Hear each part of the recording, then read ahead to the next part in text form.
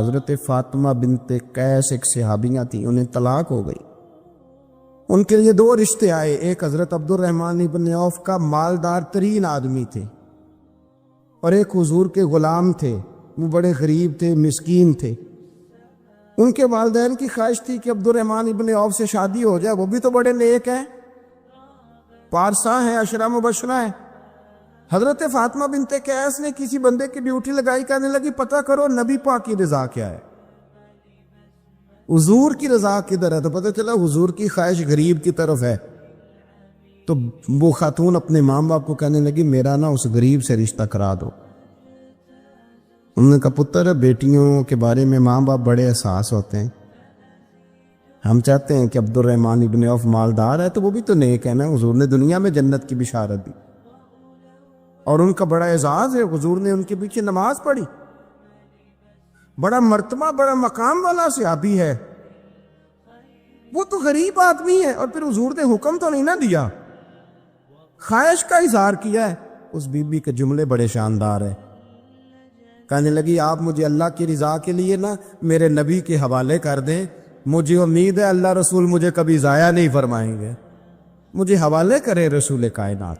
چھوڑیں، کو ضروری ہے دنیا داری ہر طرف دیکھنا، کہیں کوئی کام ایسا بھی تو ہو نا جو محبت کے زور پہ ہو، جو محبت کے لیے ہو، باقی فروغ محبت میں اپنا کردار ادا کرو۔ دیکھیں نا حضور صلی اللہ علیہ وسلم نے فرمایا جس نے محبت کے ساتھ ماں باپ کا چہرہ دیکھا اللہ اسے کامل حج کا ثواب عطا کرے گا۔ لیکن حدیث میں جو حضور نے شرط لگائی اس شرط کا خیال رکھنا ہے۔ کس طرح چہرہ دیکھنا ہے؟ فرمایا ماں باپ کا چہرہ دیکھو۔ کس طرح؟ اچھا، یہ حدیث بتاتی ہے کہ کچھ لوگ ایسے ہیں جو چہرہ دیکھتے ہیں پر محبت سے نہیں دیکھتے۔ ابا جی کی کچھ باتیں کڑوی بھی لگتی ہیں نا، تو کئی دفعہ کچھ بچے چہرہ دیکھتے ہیں پر محبت سے نہیں دیکھتے، تو حضور نے فرمایا تو محبت سے چہرہ دے، تیرے رسول کا وعدہ ہے رب مقبول حج کا ثواب دے گا۔ صحابی عرض کرنے لگے یا رسول اللہ صلی اللہ علیہ وسلم اگر میں 2 دفعہ دیکھوں؟ تو حضور نے فرمایا 2 حج کا ثواب۔ اس نے کہا حضور میں دن میں 3 دفعہ دیکھوں؟ تو فرمایا 3 حج کا ثواب۔ اس نے چوتھی بار کی بات کی تو حضرت ابو ہریرہ فرماتے ہیں حضور نے فرمایا تو جو پوچھتا رہے گا اور میں بتاتا رہوں گا تو بات ختم نہ کریں، حضور حکم کریں، فرمایا تو 100 دفعہ دیکھ اللہ 100 حج کا ثواب عطا کر، بات کو ختم کرتے ہیں۔ تو جتنی دفعہ دیکھ اللہ تجھے اتنے حج کا، شرط یہ ہے کہ ذرا پیار سے دیکھ، ذرا محبت سے دیکھ، خدا را کسی سے پیار تو کریں۔ اس سال میرے گاؤں کے میلے کی بھیڑ میں جو گم ہوا وہ ایک بھکارن کا لال تھا، اس غریب کو تلاش تھی متاع خلوص کی، اور مخلوق چپ رہی کہ یہ مشکل سوال تھا۔ پھر کوئی شخص ایسا بچا ہی نہیں جس سے لوگ امید کریں، توقع کریں کہ مجھے یہ اپنا کندھا دے گا میں سر رکھ کے رو لوں گا۔ کوئی ایک ایسا شخص ملا ہی نہیں جس کے بارے میں لوگ کہیں کہ بڑا مخلص ہے یار، اتنی بڑی میرے محبوب کی امت، ہر حکومت غلط، ہر شخص غلط، ہر بندہ برا، ہر جماعت بری، اللہ کی رضا کے لیے کچھ لوگوں کے لیے فروغ محبت کا بھی فریضہ سر انجام۔ کیسے لوگوں کو یہ بات سمجھائی جائے؟ حضرت ابو ادریس خولانی رضی اللہ تعالیٰ عنہ تابعی، حافظ منذری نے الترغیب والترہیب میں لکھا ہے، فرماتے ہیں کہ حضرت ابو ادریس خولانی کہ میں دمشق کی جامع مسجد میں گیا تو میں نے ایک چمکدار چہرے والا، سیاہ داڑھی والا، چمکتے دانتوں والا خوبصورت نوجوان نبی پاک کی حدیثیں بیان کرتا دیکھا۔ اس کے چاروں جانب حضور کے غلام بیٹھے تھے۔ میں نے ایک شخص سے کہا یار بڑا حسین چہرہ ہے، بڑا ہی خوبصورت انداز ہے، کون ہے بندہ؟ انہوں نے کہا آپ نہیں جانتے، یہ صحابی رسول حضرت معاذ ابن جبل ہے رضی اللہ تعالی عنہ۔ حضرت معاذ ابن جبل کا انتقال بھی کوئی 40 سال کی عمر سے پہلے ہو گیا تھا، لیکن ان پر حضور کا اعتماد اتنا تھا کہ حضور نے اپنی حیات ظاہرہ میں گورنر بنایا انہیں صوبے۔ چمکدار دانت، حدیثیں بیان کر رہے ہیں۔ حضرت ابو ادریس خولانی رضی اللہ تعالیٰ عنہ کہتے ہیں رش بڑا تھا، میرے دل میں خواہش ہوئی کہ آج تو لوگ زیادہ ہیں، کل آؤں گا ملاقات کروں گا۔ کہتے ہیں اگلے دن میں اپنی طرف سے سب سے پہلے گیا، پر حضرت معاذ ابن جبل تو مجھ سے پہلے مسجد میں موجود، اور وہ نفل پڑھ رہے تھے، اللہ اللہ کر رہے تھے۔ تو میں نے ان کے ساتھ سلام لی. فرمانے لگے کیسے آئے ہو؟ تو میں نے کہا حضور کل آپ کو دیکھا ہے، آپ کی باتیں سنی ہیں، تو گویا آپ کا تو چہرہ ساری رات میری آنکھوں کے سامنے رہا، تو میں تو سویرے زیارت کی غرض سے حاضر ہوا ہوں. اللہ کی رضا کے لیے مجھے آپ اچھے لگے، اللہ کی رضا کے لیے. کوئی بندہ ایسا بھی تو ہو نا، کوئی غریب، کوئی مسکین، کوئی عالم، کوئی صوفی، کوئی درویش، کوئی ذاتی تعلق نہ ہو. تعلق کیا ہو؟ اللہ کے لیے. آپ مجھے اچھے لگے. حضرت سیدنا معاذ ابن جبل فرمانے لگے واقعی ایسا ہی ہے؟ عرض کی حضور بالکل ایسا ہی ہے. تو فرماتے میں نے چادر لی ہوئی تھی، حضرت معاذ ابن جبل نے میری چادر کو پکڑ کے کھینچا. فرمایا پکی بات کر یار. میں نے کہا حضور پکی کر رہا ہوں. تو فرمانے لگے سن. پھر میں نے نبی کریم سے سنا ہے، رسول کریم علیہ السلام نے فرمایا جو دو بندے رب کی رضا کے لیے پیار کرتے آپس میں، اللہ ان دونوں سے محبت فرماتا ہے. سن پھر اس کو یاد رکھنا، اللہ ان دونوں سے محبت کرتا ہے. حضرت ابو ادریس خولانی سے کوئی پوچھتا تھا نا کہ دنیا میں جانا ہے تو سرمایہ کیا ہے، تو فرماتے تھے یہ جو میں نے چادر لی ہوئی ہے نا، اس چادر کے اندر میرا وجود ہے، اور وجود کے اندر میرا دل ہے، اور دل کے اندر میں نے حضرت معاذ ابن جبل کو رکھا ہوا ہے. میں نے وہاں ان کا ٹھکانہ بنایا ہوا ہے، وہاں ان کا ٹھکانہ ہے. یہ دوڑی نکتہ چی ہے، کہیں چھپ کے بیٹھ جا، اور جس دل میں تو مکی ہے وہیں چھپ کے بیٹھ جا. اقبال کہتے ہیں جس دل میں تو مکی ہے وہیں چھپ کے بیٹھ جا. دوستو، حضرت یوسف علیہ السلام کے بھائیوں نے کہا کہ سمجھ تو آ گئی ہے ہمیں کہ ہم نے زیادتی کی، ظلم کیا، اب کرنا کیا ہے؟ تو جناب یوسف کہنے لگے کچھ بھی نہیں کرنا، جاؤ تمہیں معاف کیا. معافی مل گئی. انہوں نے کہا کہ ہمیں تو معافی مل گئی، تو ابا جی تو رو رو کے ان کی بصارت کم ہو گئی آنکھوں کی. ماں بڑا پیار کرتی ہے، پر بیٹے سے جو باپ پیار کرتا ہے اس کا بھی اندازہ کوئی نہیں کر سکتا، کوئی نہیں کر سکتا. دیکھیں نا، اللہ کے نبی حوصلے والے، صبر والے ہوتے ہیں، پر بیٹے کی جدائی بین اللہ کے نبی نے بھی اتنے آنسو بہائے، اتنے آنسو بہائے بیٹے کی جدائی میں کہ نظر آنا کم ہو گیا بصارت. بیٹے کو ابا جب بھی فون کرتا ہے پردیس میں کہ تو آ جا چند گھڑیوں کے لیے، میرا پتہ کوئی نہیں. کہتا ابا جی بس ایک کاغذ رہ گیا، میں آیا. جب ابا جی پردہ کر لیتے ہیں تو کہتے ہیں اس کو برف میں لگا دو، میں 3 دنوں کے بعد آ جاؤں گا. اب کیا فائدہ، اب تو رہ ادھر ہی، اب کوئی پڑھ دے گا جنازہ بھی، اب تو آ کے میں نے منہ دیکھنا ہے تو کیا ہوگا اس سے؟ اب تو نبی پاک کو حکم ہے جب کوئی انتقال کر جائے تو جلدی دفن کرو. اب تیری ماں نے ساری زندگی آنکھیں دروازے پہ لگی رہیں کہ اللہ کرے وہ آ جائے. اس وقت تو تجھے خیال نہیں آیا، تو تجھے کاغذوں سے پیار رہا، تو اب کس بات کا انتظار؟ حضرت یوسف علیہ السلام سے بھائی کہنے لگے کہ جناب یعقوب کو نظر آنا کم ہو گیا ہے، ان کا کیا کرے؟ تو قرآن ہے بھائی، قرآن. میں نے کہا یا ہمیں سمجھا دو یا ہم سے سمجھ لو نا بھائی، ہم سے ہی سمجھ لو. یہ اس آیت کا بتاؤ کیا ترجمہ کریں، بتاؤ. اور تم بلڈوزر چلاؤ حضرت علیمہ کے گھر پہ تو ہم چپ رہیں. یہ بھی کس طرح ہو سکتا ہے؟ حضرت یوسف کے بھائیوں نے کہا کہ ابا جی کی آنکھوں کی بینائی کم ہو گئی ہے، اب کیا کرے؟ قرآن ہے. کہنے لگے اذهبوا بقمیصی، یہ میری قمیض لے جاؤ.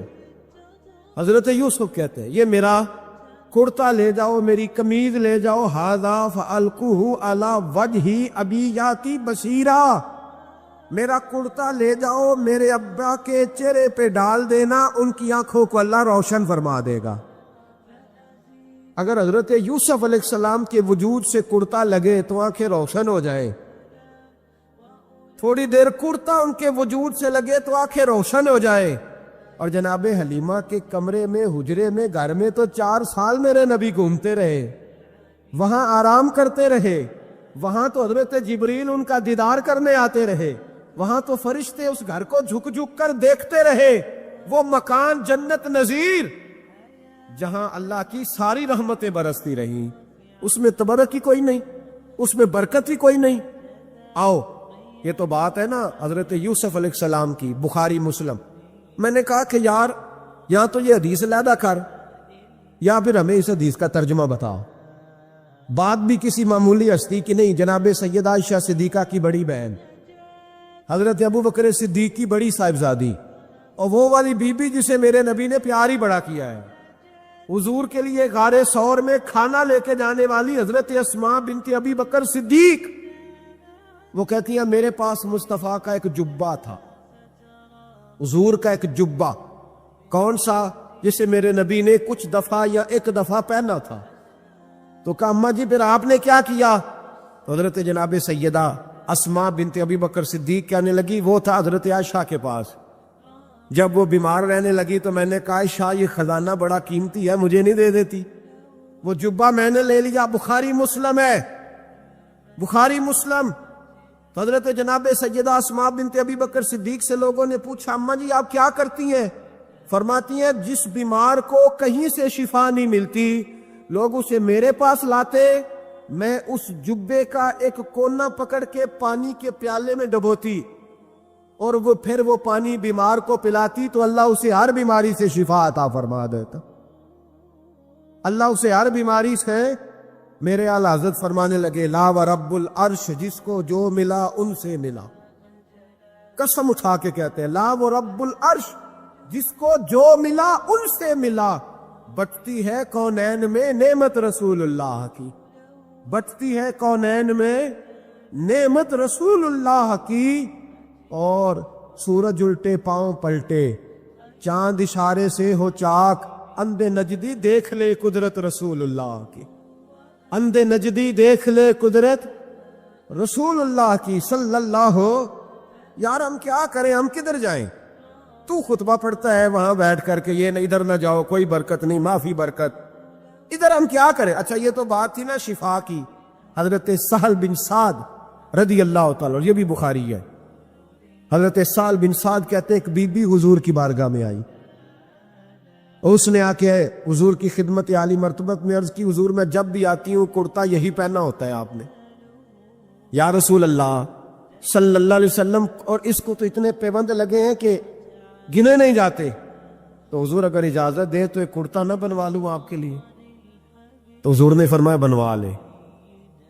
وہ بی بی کرتا بنوا کے لائی، اس نے بڑی محبت سے بنایا، اس زمانے میں جو کوئی نقش و نگار ہوتے تھے اس نے سجائے اپنے انداز میں، اب اس نے پیار سے بنایا، محبت سے بنایا، یہ بھی باتیں صحیح ہے، پر اصل جملہ جس سے مزہ آئے گا وہ یہ ہے، وہ اندھی ہے میں بڑی ریج نہ بنایا، میں بڑی، اب اس میں جو درد ہے وہ میں اردو کا جملہ ڈھونڈ کے لاؤں تو ملتا نہیں مجھے، کہتی ہے میں نے بڑی، میں ریج نہ بنایا، تو محبوب پاک کی بارگاہ میں لا کے تھال میں پیش کیا، حضور کی بارگاہ میں تھال میں۔ کچھ بندے زیادہ نیک ہو جاتے، سامنے والے کو پرہیزگاری کا مشورہ دیتے، کہتے کسی کو کوئی شے نہ لیا کرو، تو میں نے کہا اگر حضور لے لیں تو طلب کرنا منع ہے لیکن قبول کرنا تو میرے مصطفیٰ کا طریقہ ہے، تو بھائی یہ ہمیں نہ اتنا ہی نیک بناؤ جتنا میرے رسول نے ہمیں بنایا ہے۔ دو قدم آگے بڑھ کے کچھ لوگ مشورے دیتے ہیں، یہ مشورہ درست نہیں۔ نبی پاک نے فرمایا تو کسی سے طلب نہ کر، لیکن اگر کوئی تیری طرف تحفہ بڑھائے تو اسے قبول کر، محبت میں اضافہ ہوگا۔ جب حضور قبول کرتے ہیں جو کائنات کو بانٹتے ہیں تو پھر تو دوسرے پہ کیسے پابندی لگا سکتا ہے؟ میرے رسول کریم علیہ السلام کو اس نے پیش کیا، کہا حضور قبول کر لیں، حضور نے قبول کیا۔ اب حضور اس کا چہرہ دیکھنے لگے، مسکرا کے فرمایا تیرا دل کرتا ہوگا میں پہن کے بھی دکھاؤں، بے خبر ہو جو غلاموں سے وہ آقا کیا ہے، تیرا دل کر رہا ہوگا پہن کے دکھاؤں؟ تو کہا حضور دل یہی کرتا ہے، میں ٹھہر میں پہن کے آیا، قربان جائیں کیا اندازے۔ اچھا یہ سب کا نصیب بھی نہیں، یہ تبرک لینا، برکت لینا، لے کے آنا، یہ سب کا نصیب۔ آدم چشتی کئی دفعہ بڑی بڑی بات کر جایا کرتے تھے، کہنے لگے ایسا کوئی محبوب کہیں ہوگا نہ کہیں ہے، بیٹھا ہے چٹائی پہ مگر عرش نشیں ہے، اور کہنے لگے ایسے ہی لوگ کہتے ہیں میں مدینے نہیں گیا، میں حاضری نہیں دیتا، میں درود نہیں پڑھتا، کہنے لگے ہر ایک کو میسر کہاں اس در کی غلامی، ہر ایک کو میسر کہاں اس در کی غلامی، اس در کا تو دربان بھی جبریل امی ہے، ہر ایک کو میسر کہاں۔ بھائی تو ایسا ہی کہہ رہا میں گیا نہیں، ہر ایک کو میسر کہاں اس در کی غلامی، اس در کا تو دربان بھی۔ ایک جگہ کہنے لگے تمہارے رخسار کی تجلی تجلی نور سرمدی ہے، یہ مہر و ماں کی ضیا نہیں ہے، تمہارے چہرے کی روشنی ہے۔ وہ جلوائے ذات ذات حق سے جو سب سے پہلے جدا ہوا تھا، وہی بنا کشور رسالت۔ یہ چار سو جس کی روشنی ہے، جو ہم بشر ہیں تو وہ بشر کیوں، جو وہ بشر ہے تو ہم بشر کیوں، یہ راز ہے ایک۔ اسے وہ سمجھے جسے حقیقت سے آشنی، جسے حقیقت سے آگہی ہے۔ اور پھر اعظم چشتی کہنے لگے زمانہ حیران کہ ایک بشر لامقام پہ پہنچا تو کیسے پہنچا، زمانہ حیران ایک بشر لامقام پہ پہنچا تو کیسے پہنچا۔ میں محو حیرت ہوں کہ عرش کی جہاں زمین پہ کس طرح رہ رہی ہے، میں محو حیرت ہوں کہ عرش کی جہاں زمین پہ کیسے رہ رہی ہے۔ تو بھائی نبی کریم علیہ السلام نے کہا تو تیر میں پہن کے آیا، حضور اندر تشریف لے گئے، تھوڑی دیر کے بعد پہن کے آئے۔ اس خاتون کو اتنی خوشی ہوئی کہ اس کی آنکھوں میں آنسو ہی آ گئے، کہنے لگی دیکھو میرا نصیب میں بنا کے لائی ہوں، مصطفیٰ نے قبول فرمایا ہے۔ بڑی راضی ہوئی، چلی گئی۔ حضرت سال بن سعد کہتے ہیں قریب ایک صحابی کھڑے تھے، اور شارحین نے لکھا ہے معمولی آدمی نہیں، حضرت عبد الرحمن ابن عوف تھے، صحابہ میں سب سے امیر آدمی۔ اللہ اکبر، ذرا لطف دیکھیے گا۔ کہتے ہیں وہ قریب کھڑے تھے، جب حضور نے پہنا نا تو تعریفیں کرنے لگے، کہنے لگے سوڑیاں کمال ہی ہو گئی ہے، معبوم کیا بات۔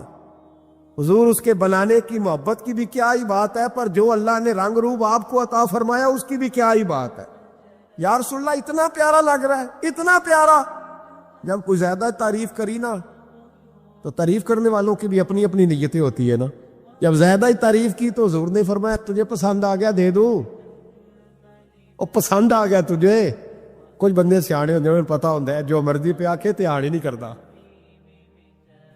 اور جنہ مرضی تعریف کرو وہ کہتے تو لگا رہو مجھے پتا ہے تو کی پیار ہے۔ تو کہا پسند آ گیا ہے یا رسول اللہ بڑا، تو فرمایا چاہیے، کہ حضور مہربانی ہو جائے تو کیا ہی بات ہے۔ سرکار اندر گئے، وہ پرانا کرتا دوبارہ پہنا، اور میرے رسول پاک علیہ السلام نے اس کرتے کو اتارا، بخاری پڑھ رہا ہو، اور نبی پاک نے لا کے دیا، فرمایا چل یار وہ بھی راضی ہو گئی ہے تو بھی راضی ہو جا، چل دونوں ہی راضی ہو جائیں، وہ بھی راضی ہو کے گئی تو بھی راضی ہو کے جا۔ اس کو دیا، حضور چلے گئے۔ صحابہ بعد میں اس صحابی کے پیچھے کہنے لگے یار تو تگڑا بندہ ہے، تجھے ضرورت ہی نہیں تھی۔ اور حضور علیہ السلام نے بڑی مشکل سے قبول کیا۔ حضور تو کسی کی طرف توجہ ہی نہیں کرتے، طلب ہی نہیں کرتے، یہ والا خیال ہی۔ اور اگر آج حضور نے قبول کیا اور اتنا پیارا لگا تو تجھ سے برداشت ہی نہیں ہوا، کس طرح کا آدمی ہے تو؟ جب لوگ اس کے گرد اکٹھے ہوئے تو حضرت عبد الرحمن ابن عوف کی آنکھوں میں آنسو آ گئے، کہنے لگے میرے بولے دوستو تمہیں غلطی لگ گئی، تمہارا کیا خیال ہے میں نے ولیمے پہ پہننے کے لیے لیا ہے؟ تمہارا کیا خیال ہے شادی کی دعوت میں پہنوں گا؟ تم کیا سمجھتے ہو عید والے دن پہنوں گا؟ اور گویا اپنی داڑھی کو پکڑ لیا، کہنے لگے دیکھو بال سفید ہو رہے ہیں، پھل پک رہا ہے، گنہگار بڑا ہوں، اگرچہ بدر میں بھی گیا ہوں، احد میں بھی تلوار اٹھائی ہے، مال بھی دیا ہے، ہر جگہ گیا ہوں، پر کسی عمل پر بھروسہ نہیں۔ یہ کرتا حضور کے جسم سے لگ گیا ہے، اب اسے سنبھال کے رکھوں گا، اور مرتے وقت وصیت کروں گا گھر والوں کو کہ جب میں مروں نا تو اس کرتے میں مجھے کفن پہنا دے۔ مجھے امید ہے جب حضور کا کرتا پہن کے قبر میں جاؤں گا تو رب کے فرشتے مجھ پر عذاب نہیں دیں گے، بلکہ بغیر حساب کتاب جنت عطا فرما دیں گے۔ حضرت یوسف کا کرتا تو شفا دیتا ہے نا، اور میرے محبوب کا کرتا دوزخ سے بچا کے جنت عطا کرتا ہے۔ یہ صحابہ کا عقیدہ ہے۔ کس کا عقیدہ ہے؟ بول کے بتائیں، کیا کریں اس حدیث کا؟ اس میں برکت ہے کہ نہیں؟ کوئی بندہ کہہ دے کہ بیرے روما پہ کیوں جاتے ہو، وہاں تو کوئی برکت نہیں، گارے 100 روپے کیا لینے گئے؟ بھئی تھوڑی دیر کے لیے جو کرتا حضرت یوسف علیہ السلام کے وجود سے لگے اس میں تو برکت ہے، اور جس غار میں 3 دن حضور بیٹھے رہے برکت ہے کہ نہیں؟ مولوی ساری انرجی ہوتے لا چھڑا لگا ہے، امت کو لڑاتا ہے، اختلاف کراتا ہے۔ جہاں جا کے پیار ملنا چاہیے تھا، جہاں جا کے پیار، ایک شخص کو میرے سامنے کہہ رہا ہے تو شرک کر رہا ہے، میں کہ بیچارہ 3-4 لاکھ روپیہ لا کے تے شرک کرنا ہے، یہ مشرک تھا جو یہاں آ گیا ہے، کچھ سوچ سمجھ کے بات کرو۔ تم سے مسلمان تو آج تک ہوا نہیں، اور ہر وقت 15-20 لاکھ آدمی ایک جمعے میں مشرک کر دیتے ہو، یہ بیت اللہ میں حج کرنے آیا مشرک تھا آیا ہے؟ اتنا بڑا فتویٰ، اتنی بڑی تقسیم امت کی. یہ بوڑھا بابا جو رو رہا ہے روزہ رسول کے سامنے، اس کو مشرک کہہ دیا تم نے. یہ بوڑھی اماں اس سے چلا نہیں جاتا، کمیٹیاں ڈال ڈال کے مدینے آئی، اور تم نے کہہ دیا کہ مشرک ہے، تو حضور کے دروازے پہ روتی ہے. اتنا بڑا ظلم. یاد رکھو، اگر صحابہ حضور کے کرتے کا دھون پیے تو انہیں شفا ملے تو شرک نہیں ہوتا، بلکہ بریلی کے امام کہتے ہیں جس کے تلووں کا دھون ہے آب حیات، کہتے ہیں ہمیشہ کی شفا ملے گی، آب حیات، موت ہی نہیں آئے. جس کے تلووں کا دھون ہے آب حیات ہے وہ جانے مسیحا ہمارا نبی. اور فرمانے لگے جس کی 2 بوند ہے کوثر و سلسبیل، 2 بوند مل جائے نا حضور کے تو اتنی بڑی نہر بنتی ہے جس طرح کوثر کی نہر ہو. اور چلتا سلسبیل کہتے ہیں جو چلتا رہے. کہنے لگے جس کی 2 بوند ہے کوثر و سلسبیل ہے وہ رحمت کا دریا ہمارا نبی، ہے وہ رحمت کا دریا ہمارا. پڑھو نا علامہ واقدی کو. اچھا، جب جذبہ جہاد سنانا ہوتا ہے تو ساری حوالے واقدی کے اور دیگر کتابوں کے. تو میں کہتا ہوں ساری قوم کو سناتے ہو علامہ واقدی کی تاریخ، تو یہ والی روایت بھی سناؤ نا. درد سے بول رہا ہوں، درد سے. یہ والی روایت بھی سناؤ، علامہ واقدی نے یہ بھی تو لکھی ہے نا. یہ تو بتاتے ہو کہ وہ نفل چھوڑ کے جہاد کرنے گئے، وہ 27 سال جہاد میں رہے. تو یہ بھی بتاؤ نا جہاد کا پس منظر. حضرت عرفہ بن ربیع حضور کے غلام ہے، وہ روایت کرتے ہیں، کہتے ہیں جب جبلہ اہم کے خلاف ہم لڑنے گئے تو روم کی فوجیں بھی تھی اور عرب کے دیگر قبائل کی فوجیں بھی. کہتے ہیں ہمارے سپہ سالار کا نام حضرت خالد بن ولید تھا، معمولی آدمی نہیں جسے نبی پاک نے فرمایا یہ اللہ کی تلوار ہے. سیف اللہ خالد بن ولید سپہ سالار تھے. لیکن کہتے ہیں کہ ہم نے ذرا سا حملہ کیا تو انہوں نے اتنی سخت ہم پر مزاحمت کی کہ مسلمان کہنے لگے آج بچ کے نہیں جائیں گے. کہتے ہیں ہم سارے حضرت خالد بن ولید کے قریب گئے. یہ کوئی ہم نے نہیں حوالہ لکھا، یہ تاریخ اسلام. ان کو سارے مسالک پڑھتے. کہا حضرت خالد بن ولید سے کہ حضور مسئلہ کیا ہے، کسی جنگ میں پیچھے نہیں اٹھے، آج کیا ہوا؟ جناب خالد بن ولید کہنے لگے میری ٹوپی گھر رہ گئی ہے. میری کوئی نہیں سمجھ آئی آپ کو؟ میری. تو انہوں نے کہا حضرت صاحب ٹوپی ہم سے لے لیں. کہنے لگے وہ والی نہیں، میرے والی رہ گئی ہے. کہا ٹوپی کا جنگ سے کیا مطلب ہوا، تلوار سے کیا مطلب ہوا؟ تو آپ فرمانے لگے میں نے اپنی ٹوپی میں نبی پاک کے 3 بال مبارک سیے ہوئے، 3 منہ مبارک. امت غور کرے اس بات پر، 3 منہ مبارک ہے ٹوپی کے اندر سیے ہوئے. فرمانے لگے تلواریں تو سب کے پاس ہیں، مجھ سے بہادر سیانے بندے بھی ہیں، پر جب میں حضور کے منہ مبارک سر پہ رکھ کے میدان میں نکلتا ہوں تو فرمایا پھر اللہ مجھے ہر میدان میں کامیابیاں عطا فرماتا ہے. یہ نظریہ دیکھو، عقیدہ دیکھو، تبرک ہی کوئی نہیں، برکت ہی کوئی نہیں. کہاں بیٹھ کے دین پڑھا؟ یا ہمیں سمجھا لو یا پھر ہم سے ایک کام ضرور کرو بھائی، ایک طرف تو آؤ نا. حضرت خالد بن ولید کہنے لگے ٹوپی رہ گئی ہے. صحابہ دلیری دینے لگے کچھ نہیں ہوتا، قربان جائیں. حضرت ابو عبیدہ بن جراح کہتا ہے میں مدینے میں سویا ہوا تھا تو نبی پاک مجھے خواب میں ملے. حضور نے فرمایا میرے خالد کے گرد فوجیں چڑھ گئیں، تو یہاں سویا ہوا ہے؟ اٹھ پکڑ بندے، چل پہنچ میدان میں. کہتے ہیں میں نے، حضرت ابو عبیدہ بن جراح کہتے ہیں میں صبح اٹھتے ہی میں نے لشکر تیار کیے، گھوڑے دوڑائے، مدد کے لیے نکلے. جب ہم رستے میں جا رہے تھے تو ایک ہمیں نوجوان ملا گھوڑے پہ، سر پٹ گھوڑا دوڑا رہا ہے اور بڑی اس کی تیزی ہے. کہتے ہم نے آواز دی تو اس نے اور تیز کر دیا. حضرت خالد بن ولید کے میدان کے قریب پہنچ گیا. کہتے میں نے 2 سپاہی دوڑائے، میں نے جا کے کہا اسے روکو، کون ہے؟ کہتے ہیں جب ہم قریب گئے نا اس نے کہا پیچھے ہٹ جاؤ، قریب نہ آنا. کہتے ہم نے کہا تو کون ہے؟ کہنے لگے میں حضرت خالد بن ولید کی زوجہ ہوں، میں ان کی اہلیہ ہوں. تو کہا آپ کدھر جا رہی ہیں؟ کہنے لگی وہ منہ مبارک والی ٹوپی گھر بھول گئے تھے، اور ٹوپی بھول گئے تھے، سارے راز نہیں جانتے، میں بیوی ہوں، میں جانتی ہوں کہ خالد کو کامیابی ملتی تھی مصطفیٰ کے تبرک کی برکت سے۔ وہ ٹوپی بھول گیا ہے، مسئلہ بن گیا ہوگا، ٹوپی پہ نظر پڑی ہے تو مجھے کوئی اور ملا نہیں تو میں خود دینے جا رہی ہوں۔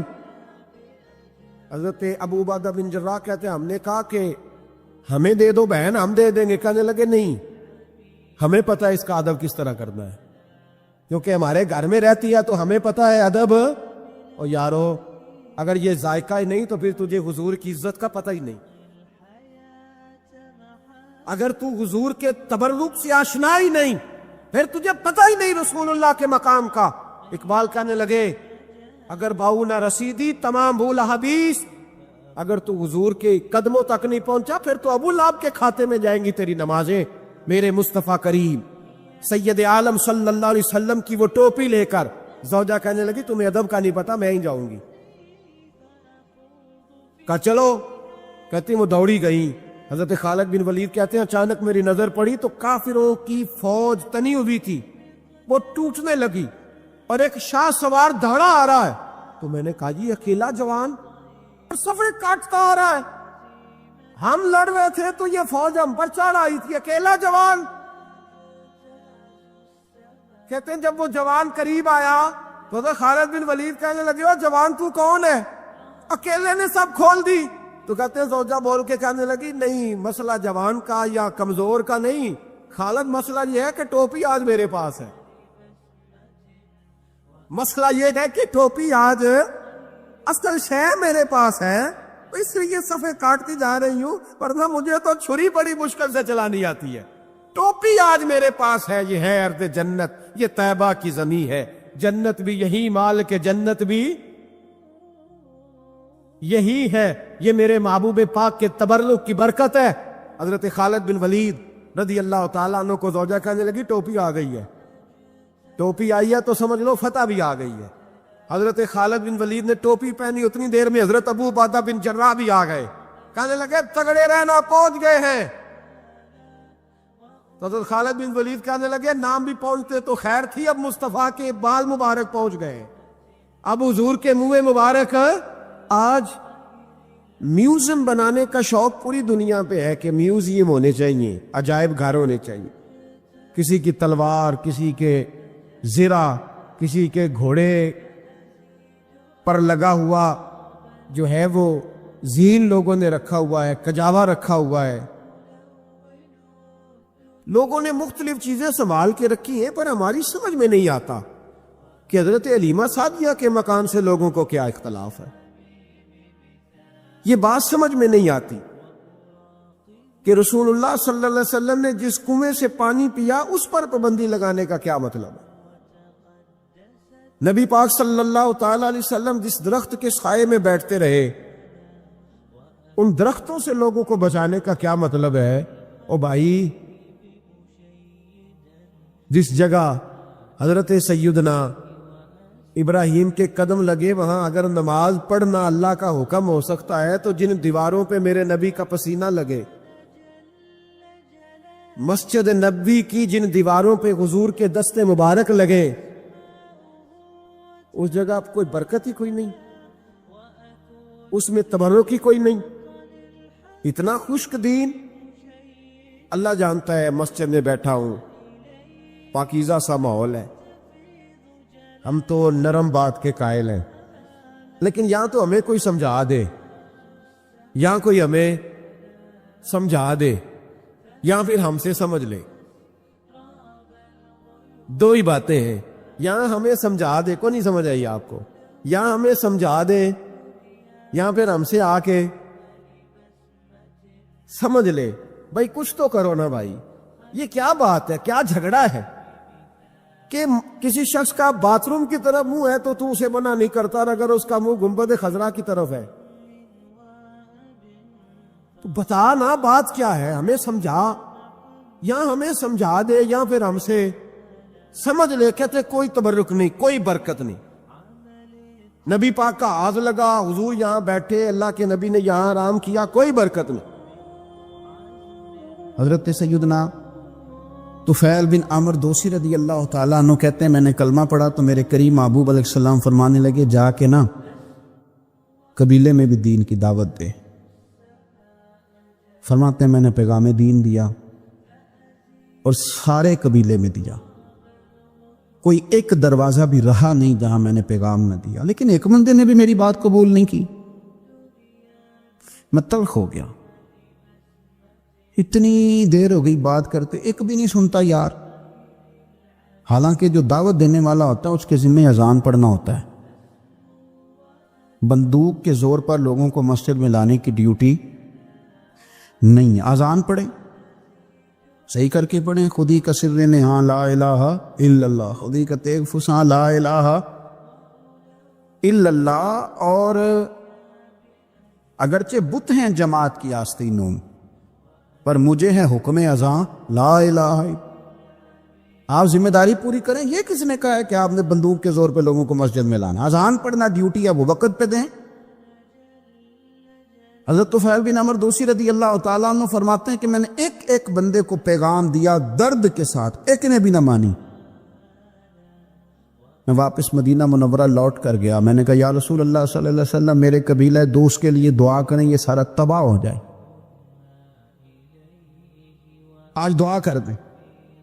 کہتے میرے لفظوں میں اتنی شدت تھی اور میرے جملوں میں اتنا غصہ تھا اور میں اتنا ان لوگوں سے مایوس اور پریشان تھا کہ میں نے نا سخت بات کہہ دی. میں نے کہا حضور یہ نہیں مانتے, دعا کریں. وہ کہتے ہیں حضور اٹھے, وضو کیا اور پھر حضور نے مصلی بچھایا اور پھر کعبے کی جانب چہرہ نور کیا, ہاتھ اٹھائے تو لوگ کہنے لگے آج تو قبیلہ دوست والے ہلاک ہو ہی گئے, قربان جائیں. حضور نے ہاتھ اٹھا کے دعا کیا کی, کہا اللہ دل جو تیرے قبضہ قدرت میں ہے تو کرم فرمانا, ان کے دلوں کو پھیر دینا دین کی طرف اور میری بارگاہ کی طرف پہنچا دینا دل جو تیرے پاس ہیں. مقلب القلوب ہے نا تو کرم نوازی فرما. حضرت سیدنا طفیل بن عمر دوسی کہتے ہیں حضور نے دعا کر دی, نہ میں بول سکتا تھا نہ کوئی اور. میں قبیلے گیا اور لوگوں قربان جاؤں میں اپنے قبیلے بعد میں پہنچا, حضور کی دعا کا اثر میرے قبیلے پہلے پہنچ گیا. کریم کی دعائیں وہاں پہلے پہنچ گئیں. فرماتے ہیں پہلے میں بات کرتا تھا تو کوئی سنتا نہیں تھا, اب میں پہنچا تو اللہ نے ماحول بنا دیا. 1 2 3 4 لوگ نہیں, 70 خاندان 70 گھرانے میرے قبیلے کے کلمہ پڑھ کے مسلمان ہوئے اور رسول کریم کی بارگاہ میں حاضر ہوئے. رو کے دیکھ لیا ساری دنیا کے سامنے, کچھ رب کے سامنے رو کے نہ دیکھ لیں. اب اسے کہے نا, اب حضور کی بارگاہ میں عرض کر کے نہ دیکھ لے, اب اپنے اللہ کی جانب رجوع نہ کرے. دیکھو نا نبی پاک صلی اللہ تعالی علیہ وسلم نے ہمیں فرمایا تمہارے آنسو قدر والے ہیں, رب رسول کی بارگاہ میں بہانا, ان کو ضائع نہ کرنا. عزیز بھائیو, یہ آنسو جو اللہ رسول کی بارگاہ کی طرف بہتے ہیں یہ اللہ کی رحمت کو متوجہ کرتے ہیں, یہ مالک کریم کے کرم کو مائل کرتے. ہمارا مسلح آباد ہونا چاہیے. وہ مجھے ایک دوست کہنے لگے صرف دعا کرنے سے کیا ہوتا ہے؟ میں نے کہا دعا کرنے سے پہاڑ ہل جاتے ہیں اپنی جگہ سے. میرے رسول پاک رات کو دعا کریں تو صبح فاروق اعظم جیسے لوگ آ جاتے ہیں دین اسلام. نبی پاک علیہ السلام رات دعا کرے نا, دعا, اور بدر کی رات حضور دعا کریں تو اللہ 7000 فرشتوں کو بھیج دیتا ہے مسلمانوں کی مدد کے لیے. صحابہ فرماتے ہیں میدان بدر میں ہم کسی کو قتل کرنا چاہتے تھے لیکن اس کی گردن پہلے سے کٹ کے گر جاتی تھی, فرشتے آئے ہوئے تھے. آج ہمارے ساتھ اللہ کی مدد ناراض ہو گئی ہے, ہم سے رب کی مدد ناراض ہے. ہماری مجموعی غلطیاں, قومی کوتاہیاں, بددیانتیاں, رشوت خوریاں, ہمارے جھوٹ, ہماری بد اخلاقیاں, مجموعی طور پر سوسائٹی کی مادہ پرستی, اخلاقی رویوں کی گراوٹ, लूटना, अपना हिस्सा वसूल करना, जगह जगह पे कमीशन मुकर्रर करने, हर शख्स का जात के लिए सोचना, अल्लाह की मदद फिर रूठ जाया करती है, नाराज हो जाया करती है। सबसे जरूरी काम यह है, सबसे जरूरी काम कि अल्लाह की मदद शामिल हो। सबसे एक सहाबी थे, एक जगह उन्हें शहीद किया जा रहा था, तो काफिर चाहते थे कि हम उनकी लाश को माज़अल्लाह सुम्मा माज़अल्लाह बेहुरमती करें। उन्होंने अर्ज की, मालिक तू मेरा मददगार है, इस बियाबान जंगल में मेरी मदद करना। शहद की मक्खियां आ गईं, उनके पूरे वजूद को छुपा लिया,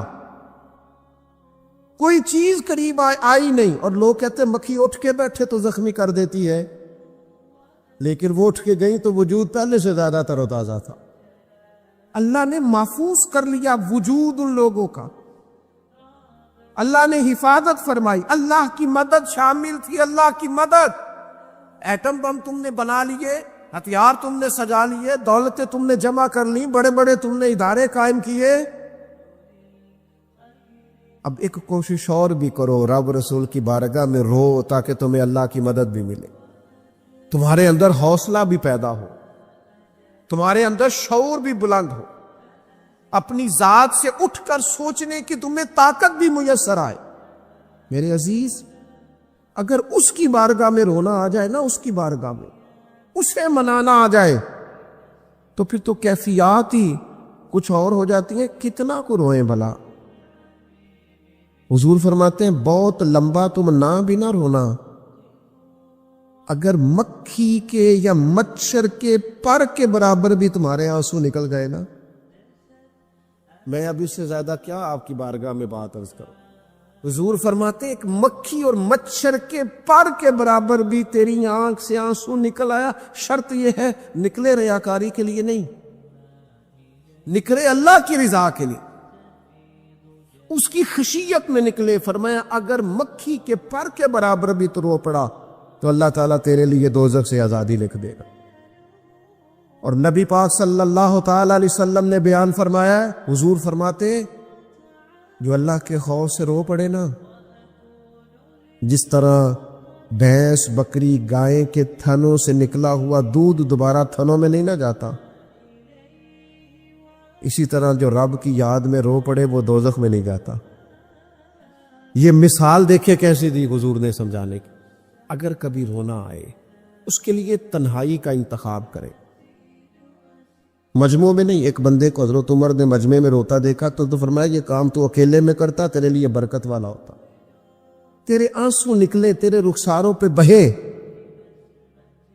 और शेर खुदा तो शेर है ना, हजरत मौला अली शेर खुदा फरमाते, अगर तेरी आंखों से कभी आंसू निकले ना अल्लाह की याद में, हुजूर की मोहब्बत में, तो फरमाया उन आंसुओं को पूछना ना, उनको चेहरे से साफ ना करना, ये तो आंसू इस काबिल है कि तेरे रुखसारों पे रहे, ये तो रोशनी है तेरे चेहरे की, इनको पूछना ना। हजरत अली रदी अल्लाह ताला अन्हु नसीहत करते हैं, इन्हें रहने दे, ये आंसू बड़ा कीमती है, ये निकला तेरी आंख से है पर किसी का हो के निकला है, निकला तेरी आंख से है पर किसी के लिए निकला, निकला तेरी आंख से है पर इसने तुझे बताया है कि तेरे वजूद में, तेरी धड़कनों में, तेरे जज्बात में किसी और का भी हिस्सा है। ये रब और रसूल की रिजा के लिए छलका है। जब लोग ताने देते हैं, जब लोग तकलीफ देते हैं, जब आप बिल्कुल ठीक चल रहे होते हैं, जब आप मेहनत कर रहे होते हैं, जब आप मुखलिस होते हैं, जब आप जद्दोजहद कर करके थक जाते हैं, और लोग जब पूरी तौर पर तानाजनी कर बातें सुनने को जब मिलती है, मैं दयानतदारी से कहता हूं, जब लोग पूरी तरह दिल तोड़ दे, फिर कोई सजदे का मजा है, फिर कोई दुआ की लज्जत है, फिर कोई चस्का है उसकी बारगाह में हाजिरी का, फिर कोई तड़प पैदा होती है उस कैफियत में। वो जब लोग आपको पूरी तरह तकलीफ दे और सारे असबाब ज़ाहिरी खत्म हो जाए, वो जो लज्जत है ना अल्लाह की बारगाह में जुड़ने की, वो तारीफ वालों को कई दफा नसीब टूट ٹوٹے دلوں میں تو رب ملتا ہے، نہ بچا بچا کے تو رکھ اسے، تیرا آئینہ ہے وہ، یہ شکستہ ہو تو عزیز تر ہے۔ نگاہ آئینہ ساز میں میرے عزیز طے کرے کہ اپنی ضمیر کے مطابق فیصلے ہوں گے، اللہ رسول کی رضا پانے کا کام ہوگا، اور اس تعریف سے نکل آئیں گے ہم کہ لوگ ہمارے بارے میں کیا کہتے ہیں۔ میں عرض کر چکا ہوں کہ داتا علی حجویری رحمۃ اللہ علیہ فرماتے ہیں کہ نبی پاک علیہ السلام کو صادق کہتے ہیں، امین کہتے ہیں، صلہ رحمی کرنے والا کہتے ہیں، اور جب کہا لا الہ الا اللہ پڑھو تو پھر جادوگر، پھر معاذ اللہ شاعر، پھر کچھ اچھا وہ یہ سارا کچھ کہتے رہے تو کیا حضور شام کو بیٹھ کے حضرت صدیق اکبر کے پاس یا گھر میں سیدہ خدیجہ کے پاس یہ تبصرے کرتے تھے معاذ اللہ کہ دیکھو جی لوگ بات ہی نہیں سنتے، دیکھو توجہ ہی نہیں کرتے، دیکھو میرے جادو حضور، یہ تبصرے کرتے تھے؟ وہ جس طرح بچہ آگ کے قریب بار بار جاتا ہے اور ماں ہاتھ پکڑ پکڑ کے روکتی نہیں، غصہ نہیں کرتی، اس کا خیال ہوتا ہے اسے پتہ ہی نہیں یہ جل جائے گا، یہ رات کو بیٹھ کے تبصرے نہیں ہوتے تھے، بلکہ اللہ کا قرآن کہتا ہے لعلک باخع نفسک،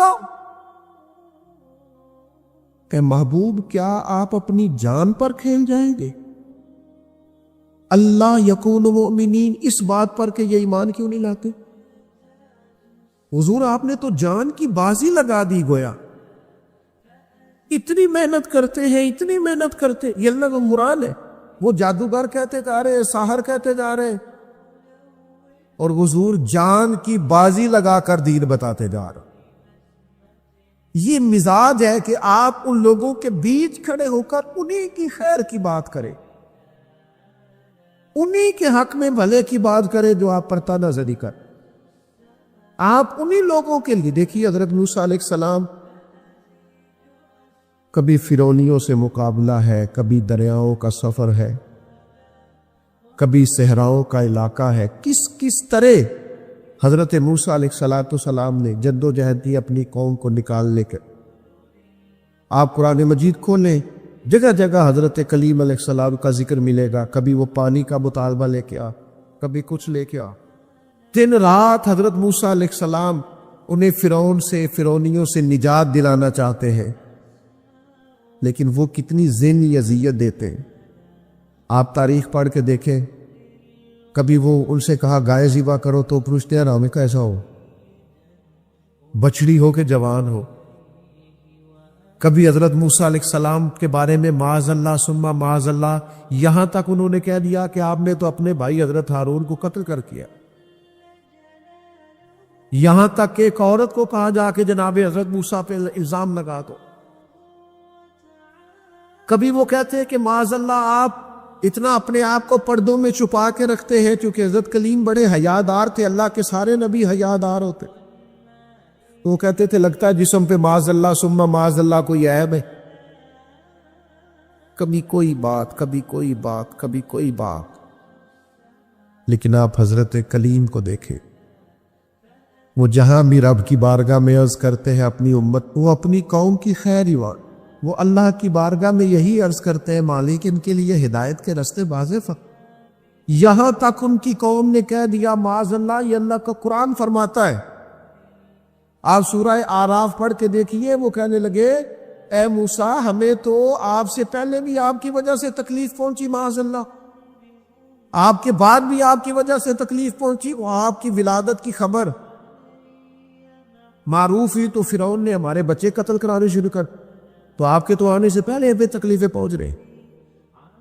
لیکن حضرت موسیٰ پھر بھی کہتے وہ صبر کرو تمہارا دشمن ہلاک ہو جائے، اللہ تعالیٰ تمہیں کامیابی دے گا۔ پھر اللہ تعالیٰ نے اس کا اعلان بھی فرمایا، فرمایا یاد کرو نا بنی اسرائیل والو، وہ وقت یاد کرو نا، وَإِذْ نَجَّيْنَاكُمْ مِنْ آلِ فِرْعَوْنَ، پھر ہم نے تمہیں نجات دی فرعون والوں سے،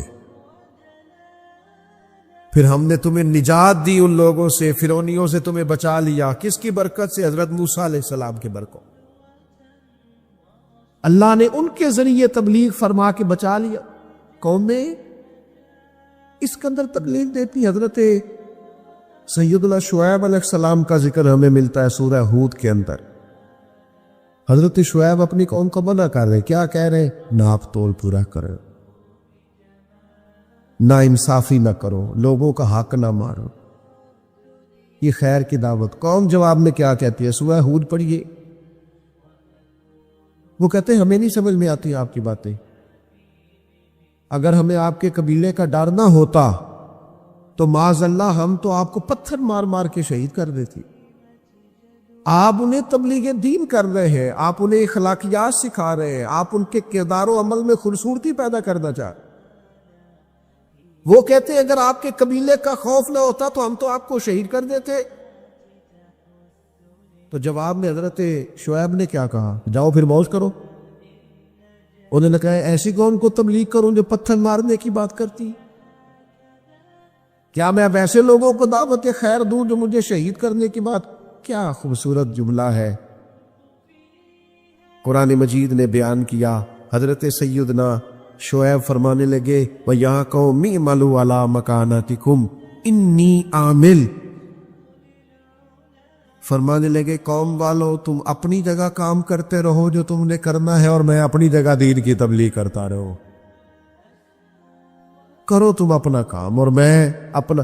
شکوہ ظلمت شب سے تو کہیں بہتر تھا ہم اپنے حصے کی کوئی شمع جلاتے جاتے۔ خبر پھیل گئی کہ حضرت عثمان غنی کو شہید کر دیا گیا۔ انہوں نے حضرت عثمان کو روک لیا تھا، بٹھا لیا تھا، یہاں خبر پھیل گئی جناب عثمان کو شہید کر دیا گیا۔ عثمان، میں قربان رستوں سے جہاں تھے آپ گزرا کرتے تھے، میرے محبوب نے فرمایا آؤ بھائی سارے میرے ہاتھ پر بیعت کرو، میرے ہاتھ پر بیعت کرو، موت کی بیعت کرو، ہم نے عثمان کے خون کا بدلہ لینا۔ محبوب کا جوش و خروش، صحابہ بیعت کر رہے کس بات پر؟ حضرت عثمان کے بدلے پر۔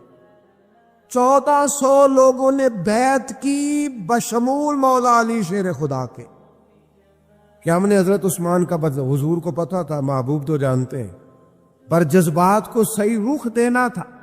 فرمایا آؤ بیعت کرو، اور تمام لوگوں نے بیعت کر لی، صرف حضرت عثمان نہیں تھے۔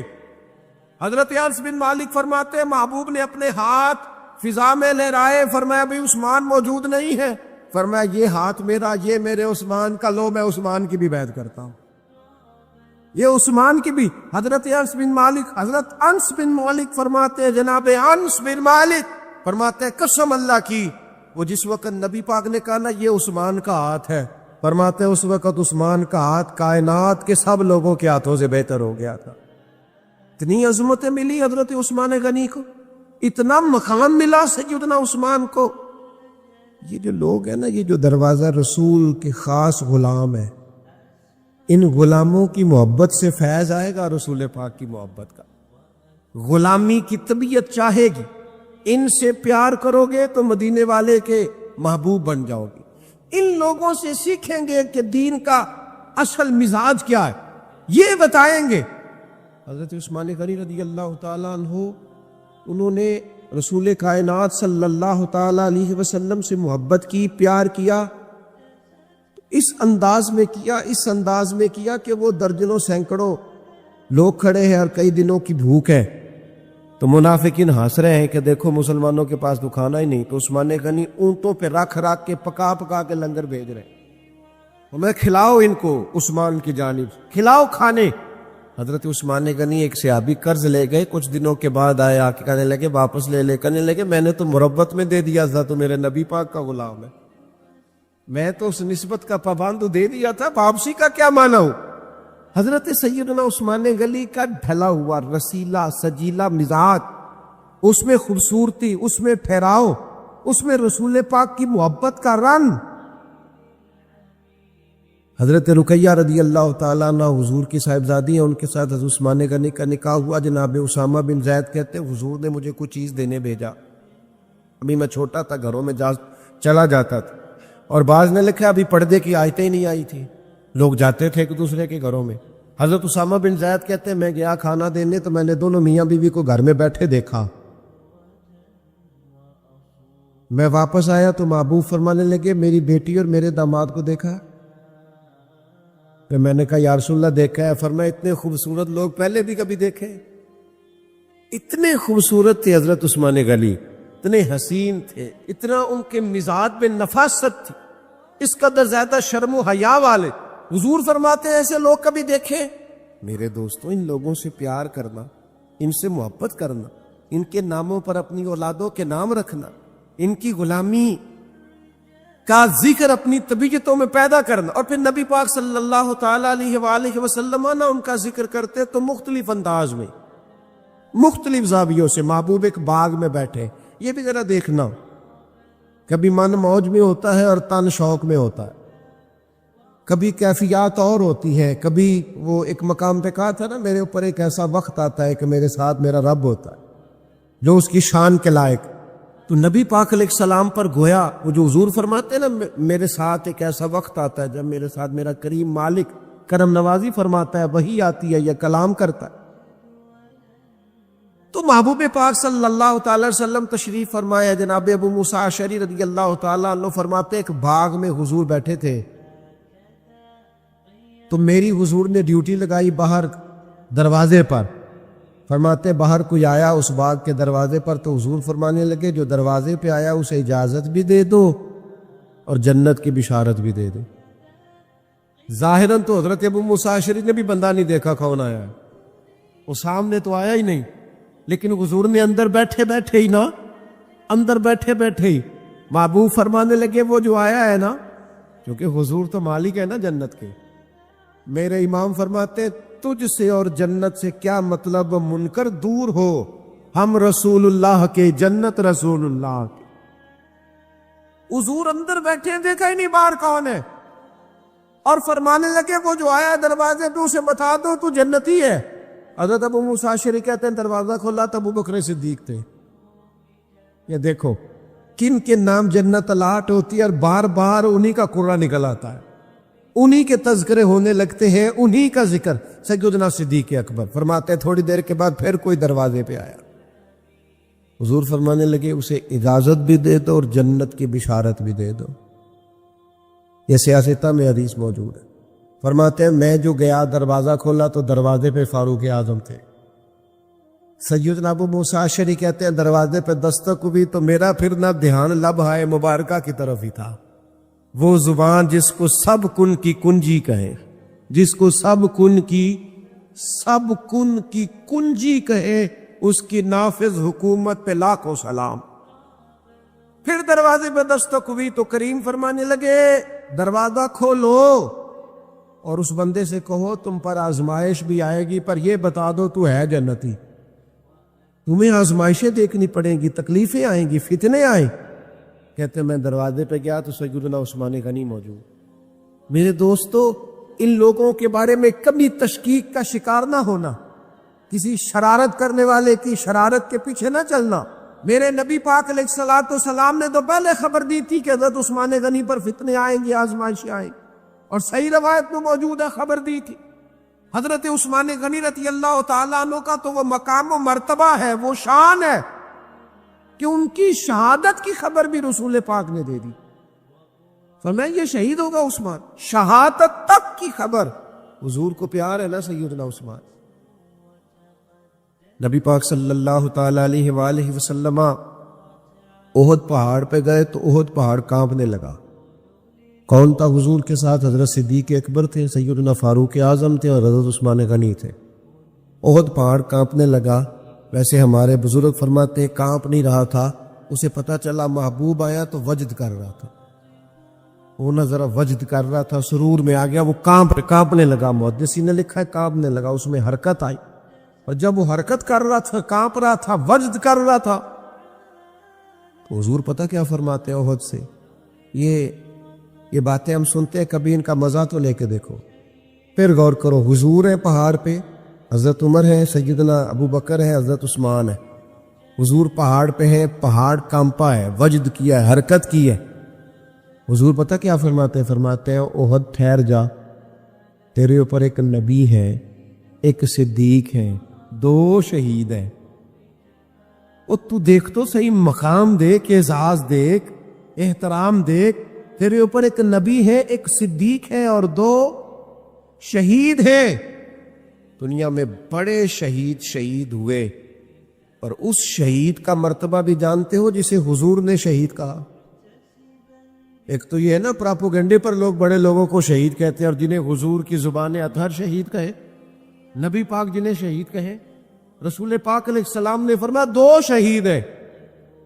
تو 2 شہید کون تھے؟ ایک حضرت عمر فاروق، ایک حضرت عثمان غنی. اور پھر نبی پاک نے میری شہادت کی خبر نہیں دی، حضور نے یہ بھی بتایا ان کا مقام کیا ہوگا، ان کو ملے گا کیا. اللہ کے حبیب صلی اللہ تعالی علیہ وسلم فرمانے لگے ایک تو شہادت ہے، اور شہید کو جنتی اور صحابی ویسے ہی جنتی، اور پھر عشرہ مبشرہ، اور پھر خلفائے راشدین، اور پھر سیدنا عثمان غنی، اور پھر شہادت کا اعزاز. یہ ساری نسبتیں تو اپنی جگہ، لیکن رسول کریم صلی اللہ تعالی علیہ وسلم ارشاد فرمانے لگے ہر نبی کا کوئی نہ کوئی رفیق ہوتا ہے، اور فرمایا میرا رفیق عثمان غنی ہے، وہ بھی جنت میں. یہ جنت میں میرے رفیق ہوں گے، میرے ساتھ ہوں گے سیدنا عثمان غنی رضی اللہ تعالیٰ عنہ. رسول اللہ صلی اللہ علیہ وسلم نے ان کی عظمتوں کو بیان کیا. ان کا جو حضور کے ساتھ غلامی کا رشتہ ہے، جو نبی پاک علیہ السلام کے ساتھ وفا کا رشتہ ہے، ہر مقام پر، ہر موقع پر، جس طرح سیدنا عثمان غنی اپنی خدمات لے کے حاضر ہیں، پیش ہیں، ہر جگہ موجود ہیں، حضور کا ان پر اعتماد ہے. بہت گہری محبت ہونی چاہیے امت کو حضرت عثمان غنی سے. بہت زیادہ وارفتگی اور شوق ہمارے دل میں ہونا چاہیے سیدنا عثمان غنی کا، اور اس قدر احترام سے ہمیں لوگوں کے تذکار اپنی اگلی نسل تک منتقل کرنے چاہیے کہ وہ لوگ ان کی. دیکھیں نا آج سب سے بڑا مسئلہ نوجوان نسل میں کیا ہے؟ جو چیز ہمیں سب سے زیادہ اپنے بچوں میں پیدا کرنے کی ضرورت ہے وہ شرم و حیا ہے، وہ سنجیدگی ہے، وہ معاملہ فہمی ہے، وزاداری ہے، وہ وقار ہے، وہ متانت ہے، سنجیدگی ہے. ہماری آنے والی نسل ان خوبیوں کا شکار ہو جائے. تو میں سمجھتا ہوں کہ جو لوگ اپنی آنے والی نسل میں وقار پیدا کرنا چاہیں، سنجیدگی پیدا کرنا چاہیں، ان کے اندر وہ وزاداری لانا چاہیں، شرم و حیا لانا چاہیں، سب سے زیادہ ضروری ہے کہ حضرت عثمان غنی کی سیرت انہیں سکھائیں. یہاں لوگوں کے پاس پیسہ آتا ہے تو پیسہ بڑا بندے کو بااعتماد کر دیتا ہے، تو بہت سارے لوگ پھر وہ بڑی عجیب و غریب معاملات میں نہیں چلے جاتے. اللہ ماشاءاللہ چلے، سب کی بات نہیں کرتا، ڈھیر سارا طبقہ دولت کے نام پر مختلف قسم کی معاذ اللہ عیاشیوں میں لوگ مبتلا ہو جاتے. حضرت عثمان غنی کو اللہ نے اتنا مال عطا فرمایا، لیکن پھر بھی جھکی ہوئی نظریں، پھر بھی پیکرے شرم و حیا، پھر بھی وہ اپنے گھر کے اندر غسل کر رہے ہیں تو پھر بھی تہمت باندھ کے غسل کر رہے ہیں. فرماتے مجھے اپنی آنکھوں سے بھی حیا آتی، میں کوئی ایسا کام نہیں کرنا چاہتا جو حیا کے معنی ہو. ان کے مزاج کے اندر ایسی حیا تھی کہ ان کا کردار حیا بانٹتا تھا. کچھ لوگ ہوتے ہیں نا کہ جو کسی ایک مخصوص چیز کو سخت ناپسند کرتے ہیں. حضرت عثمان غنی رضی اللہ تعالیٰ عنہ انتہائی وزادار، شرم. آج میری سوسائٹی میں زو مانا باتیں پھیلائی گئی، غلط باتیں کی جاتی، ایسی باتیں، اور ایسے لوگ اس سطح پر اتر کر باتیں کرتے ہیں جن کے منہ سے اچھی بھی نہیں لگتی کہ یار آپ اپنی وزاداری دیکھیں، آپ نے کتنی کمزور بات کر. بچوں کے بیچ بیٹھ کر، دوستوں کے بیچ بیٹھ کر آپ نے اتنی چھوٹی بات کر دی. آپ نے صرف 2 لمحوں کے لیے لوگوں کو ہنسانا تھا، لیکن آپ نے حیا کا ہی خیال نہیں رکھا. آپ کے جو من میں آیا آپ نے کہہ دیا. ہر بات کو سنانے کی ہوتی ہے، ہر بات پہ. حضرت علی شیر خدا فرماتے میں نے ایک مخصوص مسئلہ حضور سے پوچھنا تھا، لیکن مجھے اتنی حیا آتی تھی میں کئی ہفتے کئی مہینے پوچھ نہیں سکا، حالانکہ بات شریعت کی پوچھنی تھی. فرماتے پھر کوئی شخص آیا، اس نے وہ بات پوچھی تو میرا بھی مسئلہ حل ہو گیا. مزاج میں جب شرم و حیا ہوتی ہے، اور فرمایا جب بندہ بے حیا ہو جائے پھر جو مرضی کرے، پھر تو لوگ باپ کو مذاق کرتے ہیں، پھر تو اپنے بزرگوں کو مذاق کرتے ہیں. لہجوں کا سنجیدہ ہونا، متانت، وزاداری، وقار، ہر جگہ ہر بات نہیں کی جا سکتی. لہذا انسان کو اپنی ہر حیثیت کا خیال ہونا چاہیے. حضرت عثمان غنی کے مزاج کے اندر جو حیا کوٹ کوٹ کے بھری ہوئی تھی.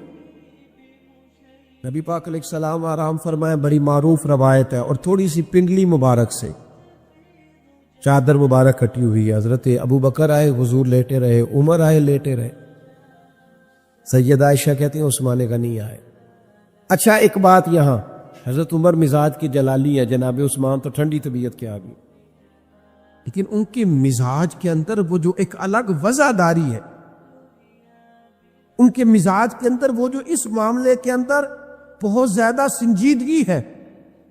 دروازے پہ تستو, کوئی کون ہے دروازے پہ؟ حضور میں عثمان غنی. فرمایا ذرا رکو. سیدہ کہتی ہیں حضور اٹھ کے بیٹھے. اللہ کرے آپ سمجھیں, یہ حضور کی شفقت ہے غلام کے لیے, یہ محبوب کی. اوے چھوٹے تو خیال رکھتے ہی ہیں بڑوں کی, یہ پسند ہے یہ پسند ہے, لیکن اگر محبوب کریم اتنا کرم کرے, اپنے غلام کی چاہت کا خیال کرے, تو پھر بات بھی دیکھیں اور پھر اس غلام کی شان بھی دیکھیں. نبی کریم صلی اللہ تعالی وسلم نے فرمایا ذرا رکو. حضرت عثمان غنی رک گئے, محبوب اٹھے, پہلے اپنی چادر مبارک کو ٹھیک کیا, اور پھر حضور نے فرمایا اب آ جاؤ. بات چیت ہوئی, سیدنا عثمان تشریف لے گئے, باقی بھی چلے گئے. تو سیدہ عائشہ صدیقہ کہتی میں نے عرض کی حضور ابو بکر صدیق بھی آئے, فاروق اعظم بھی آئے, اور عثمان غنی. یا رسول اللہ, آپ نے کہا رکو اور رکے, پھر آپ نے اپنی تہمت کو سمیٹا, تو کریم نے کیا فرمایا؟ حضور فرمانے لگے عائشہ جس سے فرشتے بھی حیا کرے. اوئے ہوئے, فرمایا جس سے فرشتے بھی حیا کرے, میں نہ اس سے حیا کروں.